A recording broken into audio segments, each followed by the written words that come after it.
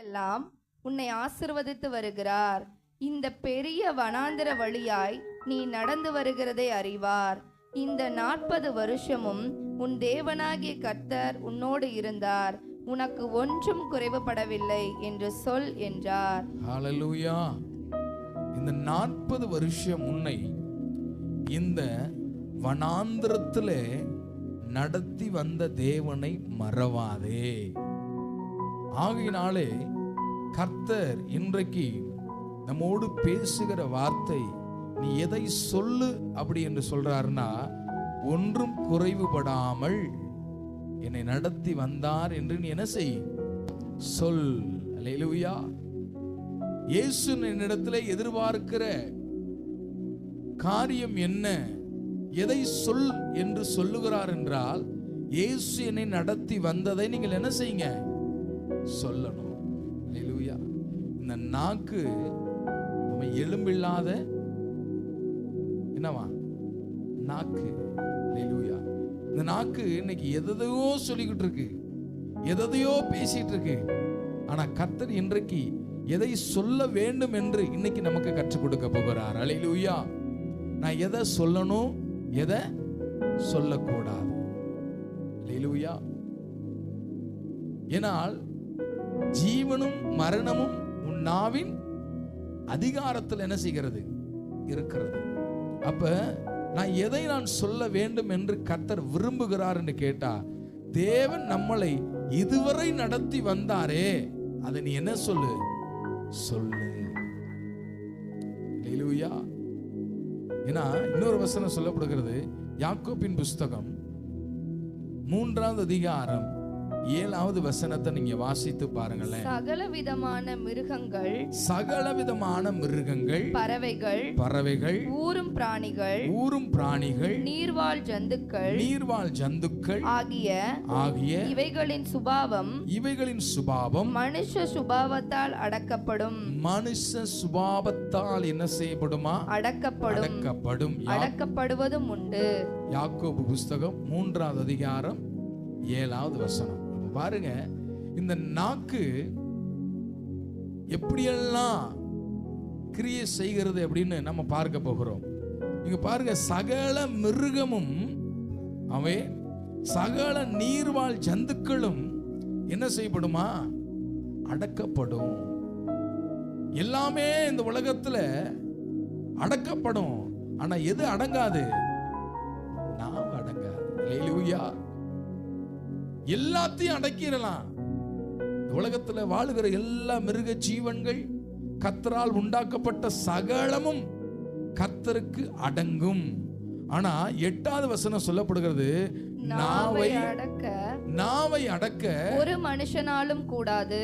அல்லேலூயா. சிங்கத்தை அடக்கலாம், கர்ஜிக்கிற வருகிற எல்லா மிருக ஜந்துக்களையும் அடக்க முடியும். ஆனால் இந்த நாவை அடக்க ஒரு மனுஷனாலும் கூடாது.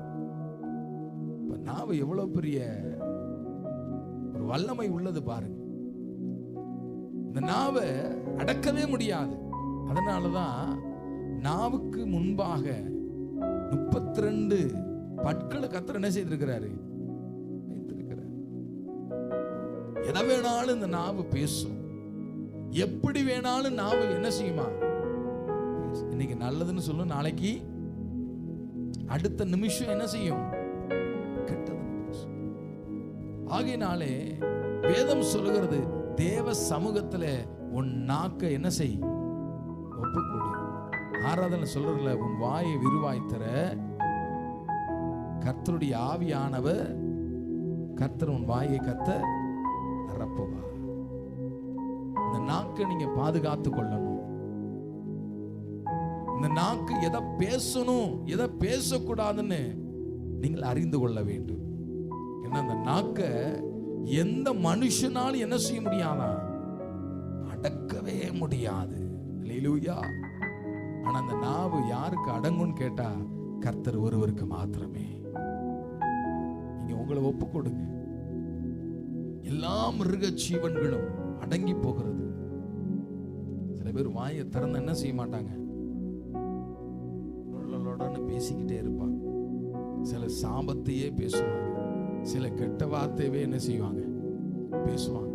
சில பேர் தேவையில்லாத காரியத்தை என்ன செய்வாங்க, பேசிக்கிட்டே இருப்பாங்க. அதனாலதான் தாவீது சொல்லுகிறார், எப்பொழுதும் ஒரு துதி என் வாயிலே இருப்பதாக. எப்பொழுதும் கர்த்தரை ஸ்தோத்திரியுங்கள். அவர் துதி எப்பொழுதும் உன் நாவில இருக்கணும்.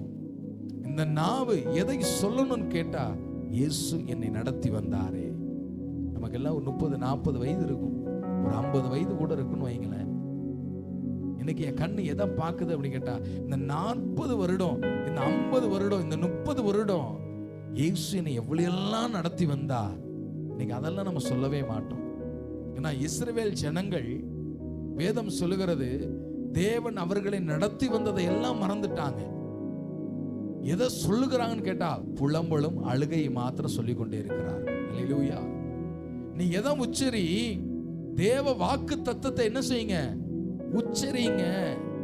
கர்த்தர் ஆகையினாலதான் வேத புஸ்தகத்தை கர்த்தர் நம் கரங்களில் கத்த கொடுத்திருக்கிறார். மனுஷன் முடியாதுன்னு சொல்லலாம், ஆனா வேதம் என்ன சொல்லுது, மனுஷனால் கூடாததை தேவன் கூட செய்ய வல்லவராக இருக்கிறார். மனுஷனால முடியாது, ஆனா யாரால முடியும், அதனை உச்சரி. தேவன் உன்னை நடத்தி வந்தாரே, தாயின் கருவில் இருந்து இந்த நாள், இந்த நொடிப்பொழுது வரைக்கும் எத்தனை அற்புதங்களை கர்த்தர் நமக்கு செய்திருக்கிறார். அதை நீ சொல் என்று கர்த்தர் சொல்லுகிறார். ஏன் இன்னும் பலவீனங்களும் போராட்டங்கள் என்னை விட்டு நீங்கள் அப்படின்னு கேட்டா, என் நாவு இன்னும் கர்த்தரை என்ன செய்யல, அவர் செய்த நன்மையை நான் சொல்லல. அல்லேலூயா. ஒவ்வொரு நாளும், ஒவ்வொரு நிமிடமும், ஒவ்வொரு மணித்துளியும் எத்தனை பேர் சொல்ல முடியும், கர்த்தர் எனக்கு அற்புதம் செய்திருக்கிறான் சொல்றவங்க மாத்திரம் ஒரு அலையிலே சொல்லலாமா? இஸ்ரவேல் ஜனங்கள் ஏன் சுதந்திரிக்க முடியல வாக்குத்தத்தத்தை, கர்த்தர் கொடுத்த தேசத்தை ஏன் அவங்களால சுதந்திரிக்க முடியல அப்படின்னு கேட்டா, அவங்க நாவை அவங்கள அடக்கவே இல்லை.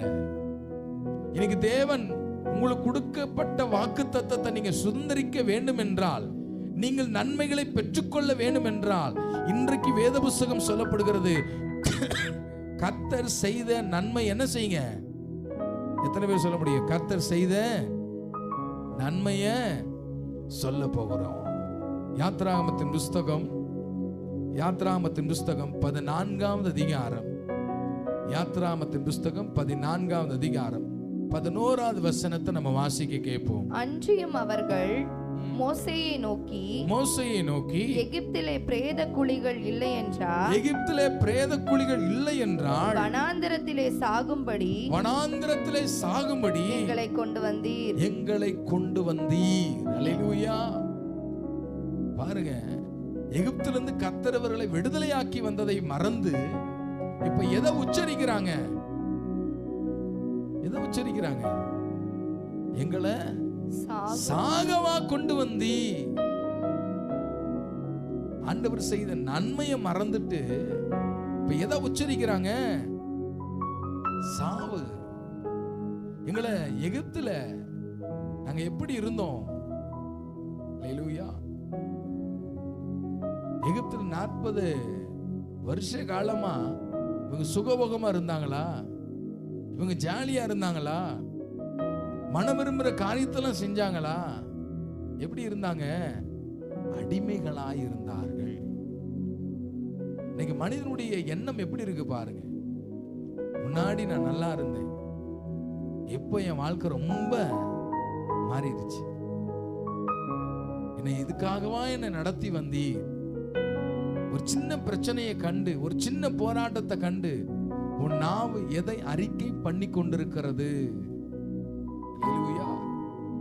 இந்த செங்கடலுக்கு முன்பாக நின்று கொண்டு சொல்லுகிறார்கள், வழி ஒன்றும் அறியாத பொழுது ஆண்டவராலே அற்புதம் செய்ய முடியும் என்பதை மறந்து, தேவன் இந்த அடிமைத்தனத்திலிருந்து எங்களை விடுதலை ஆக்கினார் என்பதை மறந்து கேட்கிறாங்க, எங்களை எதுக்கு கொண்டு வந்தி, சாவதற்கா?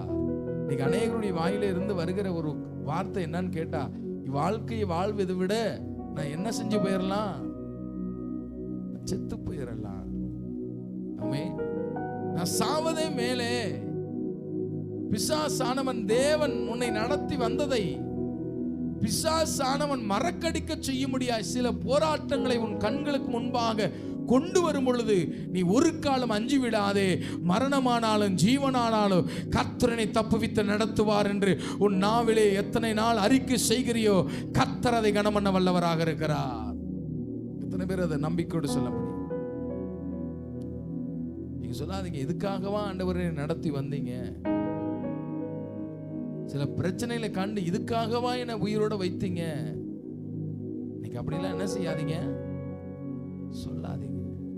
இந்த நாவு எதை அறிக்கை பண்ணுதோ அதுதான் என்ன செய்யுமா, நிறைவேறும். அது மாத்திரம் அல்ல, அதிலே 14வது அதிகாரம் 1வது வசனத்தை நீங்க வாசித்து பாருங்களேன். அப்பொழுது சபையார் எல்லோரும் கூக்குரலிட்டு புலம்பினார்கள். ஜனங்கள் அன்று ரா முழுவதும் அழுது கொண்டிருந்தார்கள். இரண்டாவது வசனம் என்னாகமம் 14:2. இஸ்ரவேல் புத்திரர் எல்லோரும் மோசேவுக்கும் ஆரோனுக்கும் விரோதமாக முறுமுறுத்தார்கள். சபையார் எல்லாரும் அவர்களை நோக்கி, எகிப்திலே செத்து போலாமோ, நலமாய் இருக்கும் இந்த வனாந்திரத்திலே. அல்லேலூயா. எதை அறிக்கை பண்றாங்க? தண்ணி இல்லைன்னா உடனே என்ன செய்யறான், செத்து போறேன்றான். ஆகாரம் இல்லைன்னா என்ன செய்யறான், செத்து போறேன்றான். வழி திறக்கல அப்படின்னா என்ன செய்யறான், செத்து போறேன்றான். நீ எதை அறிக்கை பண்ணுகிறாய்? 40 வருடம் அடிமையாய் இருந்த பொழுது தேவன் மோசேயை கொண்டு அற்புதங்களை அடையாளங்களை கர்த்தர் செய்த பொழுது அதெல்லாம் மறந்து சின்ன சின்ன காரியங்களுக்காக, சின்ன சின்ன தேவைகளுக்காக, சின்ன சின்ன மனஸ்தாபங்களுக்காக நான் ஏன் வாழணும்? என் வாழ்க்கையில என்ன அர்த்தமே இல்லையே, எதுக்காக நான் வாழ்றேன்? முறுமுறுக்கிறார்கள். அது மாத்திரம் இல்ல, ராம் முழுவதும் என்ன செய்தார்களா? அல்லேலூயா. இன்னைக்கு அநேகருடைய வாழ்வு அப்படிதான் இருக்கு. ராம் முழுவதும் நித்திர வரல. என்ன வருது? அழுகதான் வருது. பிள்ளைகளை குறித்து, சந்ததியை குறித்து, என் வாழ்க்கையை குறித்து, எதிர்காலத்தை குறித்து, என் தேவையை குறித்து, எதிர்காலத்தை குறித்து டெய்லி நான் அழுது கொண்டே இருக்கிறேன். என்ன செய்வதுன்னு எனக்கு தெரியல, எங்க போவதுன்னு எனக்கு தெரியல, யாரை தேடுவதுன்னு தெரியல. வேதம் சொல்லுகிறது, உன்னை இம்மட்டும் நடத்தி வந்தவரை நீ ஒரு காலம் மறந்து விடாதே. இதுவரை நடத்தி வந்தாரே, ஏன் உன்னை இனிமேல் நடத்த மாட்டாரா? ஆமென். அவங்க இந்த அறிக்கை பண்ணிக்கொண்டே இருந்தாங்க. நாங்க இந்த வனாந்திரத்தை இருக்கிறத விட நாங்க செத்தா எப்படி இருக்கும், நலமா இருக்கும். அதனாலதான் வனாந்திரத்திலே ஒருவர் வெட்டுண்டு என்ன செய்தார்கள், மடிந்து போனார்கள். நீங்க எதை அறிக்கை பண்றீங்க? நீங்க சொல்லுங்க, வறண்ட நிலத்திலே ஆறுகளை உண்டாக்க இயேசு வாழ முடியும். அறிக்கை பண்ணுங்க. எல்லாமே வறட்சியா இருந்தாலும் கர்த்தரின் வீட்டை மகிழ்விக்க அவரால முடியும். அறிக்கை பண்ணுங்க. சின்ன தேவைகளை நினைத்து, சின்ன சின்ன பிரச்சனைகளை நினைத்து நான் ஏன் வாழ்றேன்னு சொல்லாதீங்க.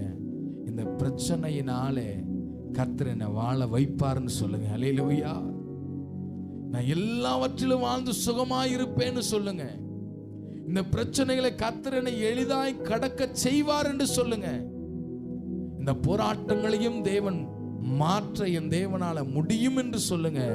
வேதம் சொல்லுகிறது, நடத்தி வந்த தேவனுடைய நாமத்தை நீங்க மகிமைப்படுத்துவீங்கன்னா இனி வரக்கூடிய நாட்களில் அற்புதங்களை காண கர்த்தர் கிருபை செய்ய வல்லவராக இருக்கிறார். எத்தனை பேர் ஆமென்னு சொல்லுவீங்க? ஒரு சத்தம் ஒரு அலையில சொல்லலாமா? வாக்குத்தத்தத்தை மறந்துடாதீங்க. தேவன் எப்படி வாக்குத்தத்தங்களை தேவன் உங்களுக்கு கொடுத்திருக்கிறார். தண்ணி இல்லை உடனே செத்து போறேன், நாளைக்கு எனக்கு கட்ட பணம் இல்லைங்க, ஃபைனான்ஸ் கட்ட எனக்கு பணம் இல்லை, உடனே என்ன செய்யறேன்? ஆமே, ஏன் வாழ்றேன்? இந்த வியாதி மாத்திரை சாப்பிட்டு சாப்பிட்டு எனக்கு என்ன ஆகல? என்ன ஆகல? சுகமே ஆகல. நான் சபைக்கு போய் ஒரு நன்மை எனக்கு என்ன செய்யல? நடக்கல. நீங்க சொல்லுங்க, என்னை உயிரோடு வைத்திருக்கிறாரு, அதற்கு நன்றி சொல்லுங்க. எத்தனை பேர் நம்பிக்கையோடு சொல்ல முடியும்? இந்த பிரச்சனையை வாழ வைக்கிறாரே, இந்த பிரச்சனையில என்ன ஜீவனோடு வைத்திருக்கிறாரே, நீங்க அதுக்கு நன்றி சொல்லுங்களேன். தேவையை பார்க்கலும் பெரியவர் உன் மத்தியில் அசைவாடி கொண்டிருக்கிறார். அல்லேலூயா. அப்போஸ்தலனாகிய பவுல் சொல்லுகிறாரு, கண்களில் மீன் செதில் வந்து கொண்டே இருக்கிறது. அதை குறித்து அவர் கவலைப்படல. தன் சரீரத்திலே காணப்பட்ட குறைவை எண்ணி என்ன செய்யல? கவலைப்படல. ஏன்னா அப்போஸ்தலனாகிய பவுல் சொல்றாரு, என் மீட்பர் உயிரோடு கூட இருக்கிறார், என்னை நடத்துவா, என்னை தாங்குவா, என்னை தப்புவிப்பா. ஏன்னா இதுவரை நடத்தி வந்தவர் இன்னும் மேலும் என்னை என்ன செய்வாரா? எத்தனை பேர் சொல்ல முடியும்? நடத்துவான்னு சொல்றவங்க மாத்திரம் சொல்லுங்க, இயேசு என்னை நடத்துவா. அப்போஸ்தலனாகிய சவுல் இருக்கும் பொழுது, இயேசு அவனை கண்ட பொழுது, அவன் போய் அனனியா ஊழியக்கார இடத்துல போய் நிற்கும் போது அந்த ஊழியக்காரர் என்ன செய்யல? முதல்ல நம்பல. இவன் கிறிஸ்துவர்களை துன்பப்படுத்துகிறான் அல்லவா. இன்னைக்கு உலகத்துல நம்மளை யாரும் நம்ப மாட்டாங்க. ஆனா வேதம் சொல்கிறது, உலகம் உன்னை நம்பாவிட்டாலும் நீ கவலைப்படாத, கர்த்தர் உன்னோடு கூட இருக்கிறார். அல்லேலூயா. இயேசு உன்னை நடத்துவார். எத்தனை பேர் ஆமென் சொல்ல முடியும்? சொல்லுங்க, இயேசு என்னை நடத்துவார். என் மனைவி நம்மளனாலும் பரவாயில்லை, என் கணவன் நம்மளனாலும் பரவாயில்லை. எத்தனை பேர் சொல்ல முடியும்? இயேசு என்னை நடத்துவான்னு சொல்றவங்கலாம் ஒரு சத்தம் ஒரு அல்லேலூயா சொல்லலாமா? அல்லேலூயா. இயேசு உன்னை, இயேசு உன்னை. ஏன்னா இதுவரை அவர்தான் என்னை நடத்தி வந்தார், இதுவரை அவர்தான் என்னை பாதுகாத்தார், இதுவரை அவர்தான் என்னை தப்புவித்தார், இதுவரை அவர்தான் என்னை எல்லா விதத்திலும் என்னை விடுதலை ஆக்கினார். ஒரு காலம் என்னை கைவிடவே மாட்டார். ரதங்கள் பின்னாடி வரலாம், பின்னாடி பார்வோன் சேனை நம்மளை துரத்தி வரலாம், பின்னாடி சத்துருக்கள் நம்மளை துரத்தி வரலாம். நீங்க சொல்லுங்க, எது வந்தாலும் அல்லேலூயா, என்னை கர்த்தர் கைவிடவே மாட்டார். அவர் வாக்குத்தத்தம் எப்படிப்பட்ட வாக்குத்தத்தம் தெரியுமா? வாசிக்கலாம். என்னாகம புஸ்தகம் 20வது அதிகாரம், என்னாகம புஸ்தகம் 20வது அதிகாரம் 3வது வசனத்தை நீங்க வாசிங்களேன். ஜனங்கள் மோசேயோட வாக்குவாதம் பண்ணி எங்கள் சகோதரர் கர்த்தருடைய சந்நிதியில் மாண்டபோது நாங்களும் மாண்டு போயிருந்தால் நலமாயிருக்கும். 4வது வசனம், நாங்களும் எங்கள் மிருகங்களும் இங்கே சாகும்படி நீங்கள் கர்த்தரின் சபையை இந்த வனாந்தரத்திலே கொண்டு வந்தது என்ன? அல்லேலூயா. இனி நீங்க கேட்க கூடாது, ஆண்டவர் என்ன சாவதுக்காகவா அழைச்சிட்டு வந்திருக்கிறாரு. அல்லேலூயா. மனுஷன் 1000 சொல்லலாம், இன்னைக்கு நீங்க சொல்லுங்க, கர்த்தர் வாக்கையே நடத்தி வருகிறது. கர்த்தருடைய வாக்கு தத்தமே என்ன? அல்லேலூயா. ஆமே. எத்தனை பேர் சொல்ல முடியும்? வாக்கு தத்தம் தான் என்னை நடத்துது. ஆமே. இனி வாக்கு தத்தத்தை தான் நான் நம்புவேன். எத்தனை பேர் ஆமென் சொல்ல முடியும்? அப்படி வாக்கு தத்தம் எப்படி இருக்கு பாருங்களேன். உபாகமத்தின் புஸ்தகம் 8வது அதிகாரம், உபாகமத்தின் புஸ்தகம் 8வது அதிகாரம் 7வது வசனத்தை நீங்க வாசித்து பாருங்களேன். உன் தேவனாகிய கர்த்தர் உன்னை நல்ல தேசத்திலே, எல்லாரும் சொல்லுங்க, என்னை சொல்லுங்க, எங்களை, எங்க குடும்பத்தை நல்ல தேசத்திலே, எத்தனை பேர் சொல்ல முடியும்? பிரவேசிக்க வைத்திருக்கிறார். எத்தனை பேர் ஆமென் சொல்ல முடியும்? எந்த தேசத்துல நீங்க இருக்கிறீங்க? எல்லாரும் சொல்லுங்க, நல்ல தேசத்திலே. அல்லேலூயா. அது பள்ளத்தாக்குகளிலும் மலைகளிலும் இருந்து புறப்படுகிற ஆறுகளும் ஊற்றுகளும் ஏரிகளும் உள்ள தேசம். எத்தனை பேர் ஆமென் சொல்ல முடியும்? என்ன தேசமா? ஆறுகளும் ஊற்றுகளும் ஏரிகளும் உள்ள ஒரு நல்ல தேசம். இத சொல்லிதான் கர்த்தர் என்ன செய்யறாரு? தேவன் அழைத்தார். ஆனா அத மறந்துட்டாங்க. இன்னைக்கு நான் சொல்றேன், வாக்கு தத்தத்தை என்ன செய்யாதீங்க, மறந்து போகாதீங்க. ஏன் இந்த திண்டுக்கல்ல ஒண்ணு இல்லாத இந்த திண்டுக்கல்ல என்ன பெத்தாருன்னு சொல்லாதீங்க, அழைச்சிட்டு வந்தாரு சொல்லாதீங்க. கர்த்தர் என்னை இந்த தேசத்திலே என்ன செய்திருக்கிறாரா? என்னை பிரவேசிக்க வைத்திருக்கிறது நல்லது. நான் அந்த திண்டுக்கல்ல இருப்பது ஏன்னா இது என்னுடைய தேசம் அல்ல, கர்த்தர் உண்டாக்கின நல்ல தேசம். எத்தனை பேர் ஆமென் சொல்ல முடியும்? நீ இருக்கிற வீடு நல்ல வீடு, நீ இருக்கிற இடம் நல்ல இடம். வேதம் சொல்லுகிறது, மற்றவங்க என்ன வேணாலும் சொல்லட்டும், எல்லாரும் நம்பிக்கையோடு சொல்லுங்க, என் வீடு நல்ல வீடுன்னு சொல்றவங்க மாத்திரம் ஒரு அலையில சொல்லலாமா? அது மற்ற பார்வைக்கு குறைவுள்ள வீடா இருக்கலாம், மற்ற பார்வைக்கு இது ஆகாத வீடா இருக்கலாம், மற்ற பார்வைகளுக்கு இது ஒன்றுமில்லாத வீடா இருக்கலாம். ஆனா என் தேவன் எனக்கு கொடுத்த இது நல்ல வீடு. அல்லேலூயா. இந்த தேசத்துல என்னவா வரும்?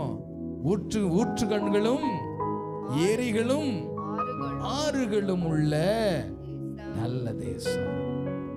அப்ப நீங்க கவலைப்படாதீங்க, எல்லாம் வறட்சியானாலும் கர்த்தர் உனக்கு ஊற்று கண்களை திறக்க வல்லவராக இருக்கிறார். எத்தனை பேர் நம்புறீங்க? அல்லேலூயா. நீங்க நம்புங்க, ஊற்று கண்கள் என் குடும்பத்திலே திறக்கும். ஆகாருடைய வாழ்விலே அலைந்து திரிந்து தன் பிள்ளை பிழைப்பதற்காக தேவ சமூகத்தில் அமர்ந்து செபிக்கும் பொழுது அவள் மனக்கண் என்ன செய்ததா? திறக்கப்பட்டது. அப்பொழுது எதை பார்த்தா? எத்தனை பேர் ஆமென் சொல்ல முடியும்? இன்னைக்கு நான் விசுவாசத்தோடு சொல்ல முடியும், உங்க வீடுல கர்த்தர் ஒரு ஊற்று கண்களை உங்கள் கண்கள் காண கர்த்தர் கிருபை செய்வார். அதன் மூலியமாய் உன் பிள்ளைகள் என்ன செய்வார்கள்? பிள்ளைப்பாங்கன்னு சொல்றவங்களாம் ஒரு அழிலே சொல்லலாமா? ஆறுகளை ஓட பண்ணுவார். எத்தனை பேர் ஆமென் சொல்ல முடியும்? அல்லேலூயா. அவாந்திர வெளியிலே எத்தனை பேர் சொல்ல முடியும்? ஆறுகளை கர்த்தர் ஓட செய்வார். எப்படிப்பட்ட ஆசீர்வாதம்! அல்லேலூயான்னு சொல்லுங்க பாப்போம். ஆறுகள் ஓடுகிற இடம் எப்படி இருக்கும்? எப்படி இருக்கும்? கர்த்தர் இன்னைக்கு சொல்லுகிறார், உன்னை செழிப்பாய் நான் வைப்பேன். ஏன்னா உன் பக்கத்து என்ன ஓட வைக்க போறாரா? எத்தனை பேர் சொல்ல முடியும்? நன்மையும் கிருபையும் என்ன தொடரும்னு சொல்றவங்க ஒரு அல்லேலூயா சொல்லுங்க பாப்போம். அல்லேலூயா. அது மாத்திரமல்ல, அதுல 8வது வசனத்தை வாசிங்க. அது கோதுமையும் வார்கோதுமையும் திராட்சை செடிகளும் அத்தி மரங்களும் மாதுளம் செடிகளும் உள்ள தேசம். அது ஒலிவ மரங்களும் எண்ணெயும் தேனும் உள்ள தேசம். எத்தனை பேர் ஆமென் சொல்ல முடியும்? கர்த்தர் என்ன வாக்குத்தத்தத்தை கொடுத்து அழைச்சிருக்கிறார். அவங்க வனாந்திரத்தை பார்த்த உடனே, தண்ணீரை பார்த்த உடனே, கடலை பார்த்த உடனே, கசப்பை பார்த்த உடனே அவங்க புலம்புறாங்க. எதை மறந்துட்டாங்க கேட்டா, வாக்கு தத்தத்தை. வாக்கு தத்தம் என்ன? கோதுமை நிறைந்த தேசம், தேன் நிறைந்த தேசம், திராட்சை செடிகளும் அத்தி மரங்களும் உள்ள தேசத்தை நான் உனக்கு சுதந்திரமாய் கொடுப்பேன் என்பதை என்ன செஞ்சிட்டாங்க? மறந்து போட்டாங்க. ஆனா இன்னைக்கு ஆண்டவர் உங்களை பாசுறார், நீங்க என்ன செய்யாதீங்க? அல்லேலூயா. உங்க பிள்ளைகள் அப்பத்துக்கு தண்ணீருக்கு அலைந்து தெரிவதே இல்லை. கர்த்தர் உன்னை போஷிப்பா. எத்தனை பேர் நம்பிக்கையோடு சொல்ல முடியும்? என் கடனை கட்ட கர்த்தரனை போஷிப்பா. எல்லா பிரச்சனைகளையும் தாண்ட கர்த்தரனை போஷிப்பா. என் வீட்டில் ஆகாரம் குறையாதபடி கர்த்தரனை போஷிப்பா. என் கையின் பிரயாசத்தை கர்த்தர் போஷிப்பா. எனக்கு பாக்கியமும் நன்மையும் உண்டாயிருக்கும் என்று சொல்லுகிறவங்க ஒரு சத்தம் ஒரு அல்லேலூயா சொல்லலாமா? அல்லேலூயா. ஆகாரத்தை புசிக்க தேவன் எனக்கு கிருபை செய்வார். பலமுள்ள ஆகாரம். வாக்கு மறந்துடாதீங்க. காலையில ஒண்ணுமே கிடைக்கலன்னு உடனே ஆண்டவர் வெறுக்காதீங்க. மதியத்தில் உனக்கு காடையை கர்த்தர் வர வளைப்பா. எத்தனை பேர் நம்பிக்கையோடு சொல்ல முடியும்? அல்லேலூயா. மதியத்திலே தேவன் உன்னை புஷ்டியான ஆகாரத்தை கொண்டு கர்த்தர் உன்னை நடத்த வல்லவராக இருக்கிறார். அடிக்கடி சொல்லுகிற வார்த்தை, தாமதித்தாலும் அந்த வார்த்தை பொய் சொல்லாது. கர்த்தர் அந்த வார்த்தையை நிறைவேற்ற வல்லவராக இருக்கிறார். எத்தனை பேர் ஆமென் சொல்ல முடியும்? 9வது வசனத்தை வாசிங்க. அது தாழ்ச்சி இல்லாமல் அப்பம் புசிக்கத்தக்கதும் ஒன்றும் உனக்கு குறைவுபடாததுமான தேசம். அல்லேலூயா. எல்லாரும் சொல்லுங்க, ஒன்றும் குறைவுபடாத. என் வாழ்க்கையில குறைவே படாது. கர்த்தர் அப்படிப்பட்ட தேசத்தை எனக்கு சுதந்திரமாய் கர்த்தர் கொடுத்திருக்கிறார். எத்தனை பேர் ஆமென் சொல்ல வைங்க. நல்ல ஒரு சத்தமா. துணை வேண்டும் தகப்பனே உலகில், என்னை ஏதிக்கும் சக்திகள் பலமுண்டு. துணை வேண்டும் என்னை ஏதிக்கும் சக்திகள் பலமுண்டு. என் ஜீவ எல்லை எங்கிலோ பரிசுத்தம் ஆமே. என் ஜீவ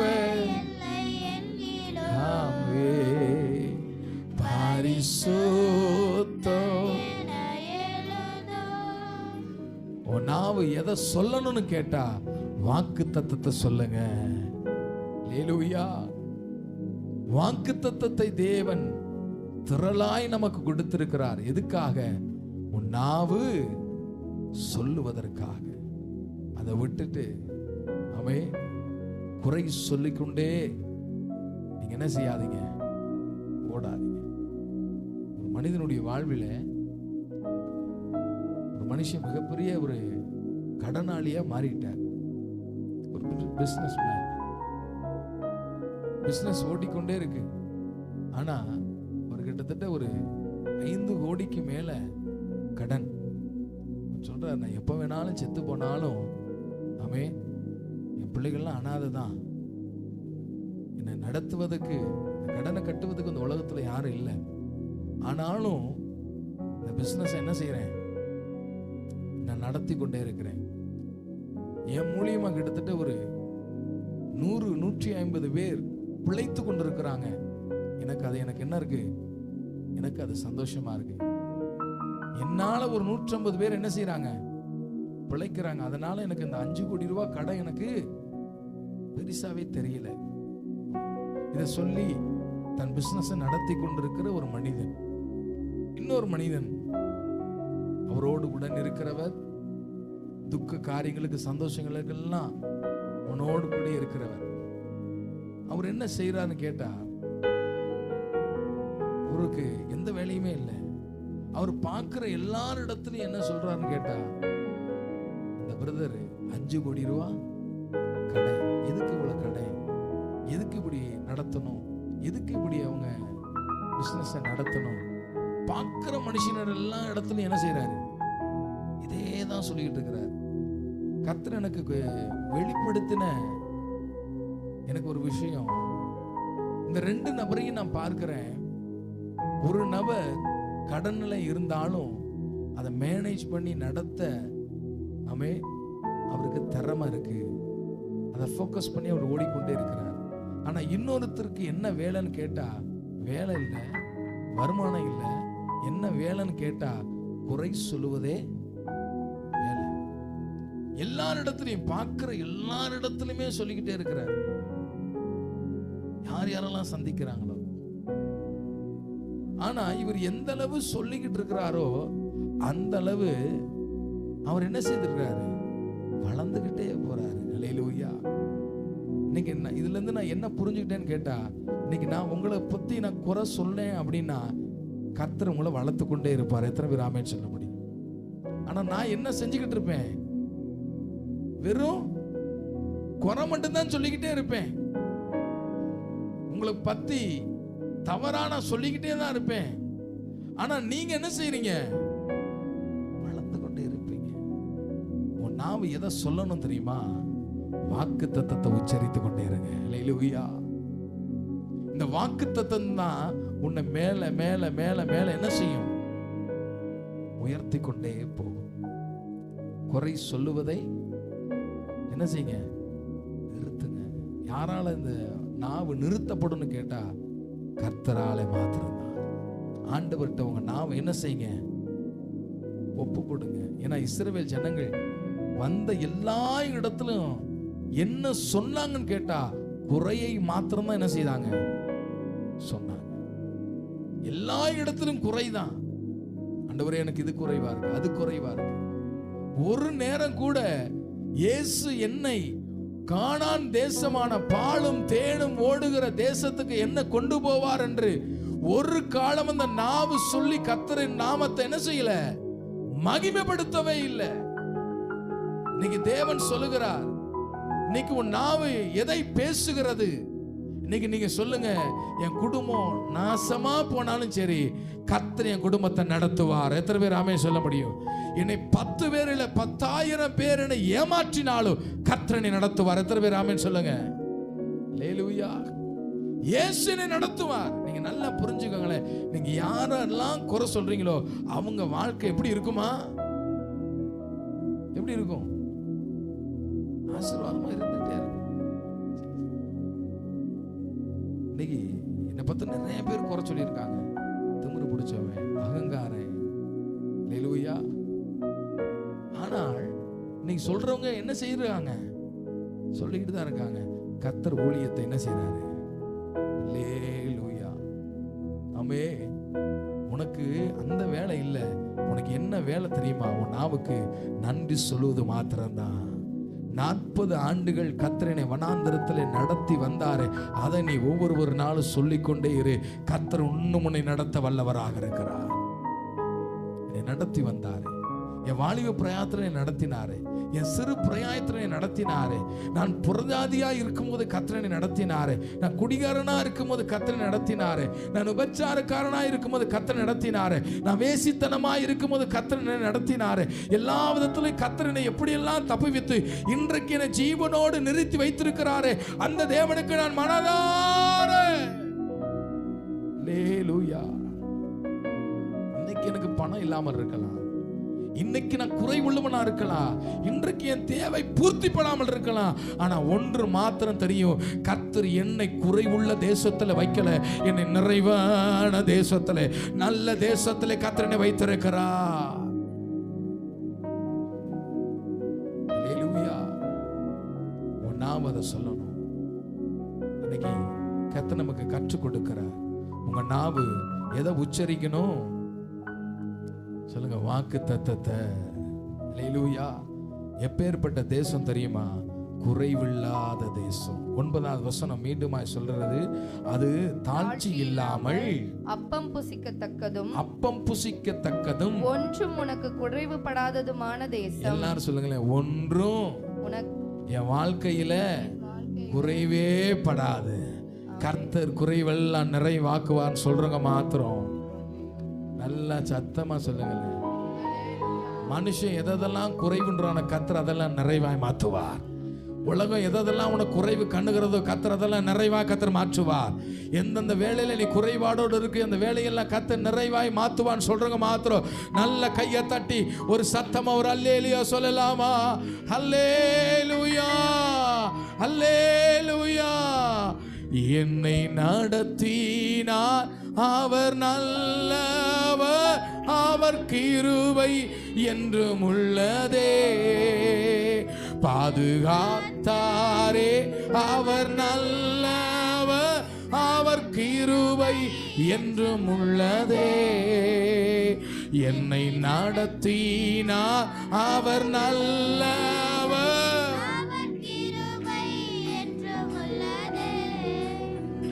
பாதுகாத்தாரே அவர் நல்லவர், அவர் கிருபை என்றும் உள்ளதே.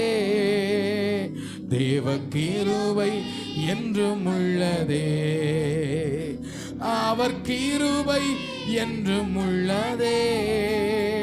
அவரை போற்றி துதித்து பாடி அல்லேலூயா என்ன பறிப்போ.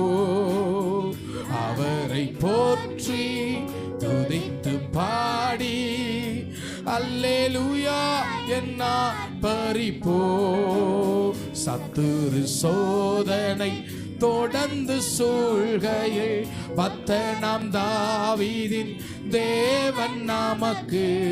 சத்துரு சோதனை தொடர்ந்து சூழ்கையில் பத்தனாம் தாவீதின் தேவன் நமக்கு.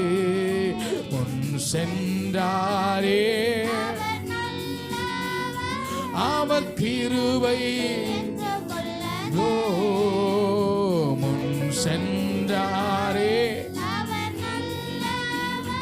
அவர் கிருபை. எல்லாரும் சொல்லுங்க, முன் சென்றாரே. இந்த வனாந்தரத்திலே, இந்த பாடு நிறைந்த வாழ்க்கையிலே, இந்த கடன் நிறைந்த இந்த வாழ்க்கையிலே, இந்த வியாதி நிறைந்த இந்த வாழ்க்கையிலே அவர் கிருபை. என்னை நடத்தினார், என்னை நடத்தினார் அவர் கிருபை. Glory. என்னை துன்பத்தை கண்டு மனம் உடைந்து போகாதே, பிரச்சனைகளை கண்டு மனம் சோர்ந்து போகாதே. உன்னை நடத்துகிறவர் வல்லவராக இருக்கிறார். அவர் கிருபை பாதுகாத்தாரே, பாதுகாத்தாரே அவர் கிருபை. Glory. பாதுகாத்தாரே அவர் கிருபை. அற்புதமே, ஆனந்தமே, பரமானந்தமே, நன்றியா உள்ளமே தின பொங்கிடுதேனா. அல்லேலூயா துதி சாற்றிடுவோம். நன்றியா உள்ளமே தின பொங்கிடுதேனா. அல்லேலூயா துதி சாற்றிடுவோம். கடந்த நாட்களில் கண்மணி போ கருத்துடன் நம்மை காத்தாரே. கடந்த நாட்களில் கண்மணி போ கருத்துடன் நம்மை காத்தாரே. கர்த்தரையே நம்பி ஜீவித்திட கிருபையும் மீந்த நாள் ஸ்தோத்தரிப்போமே. அற்புதமே, ஆனந்தமே, நன்றியால் உள்ளமே தின பொங்கிடுதேனா. நன்றியால் உள்ளமே தின பொங்கிடுதேனா.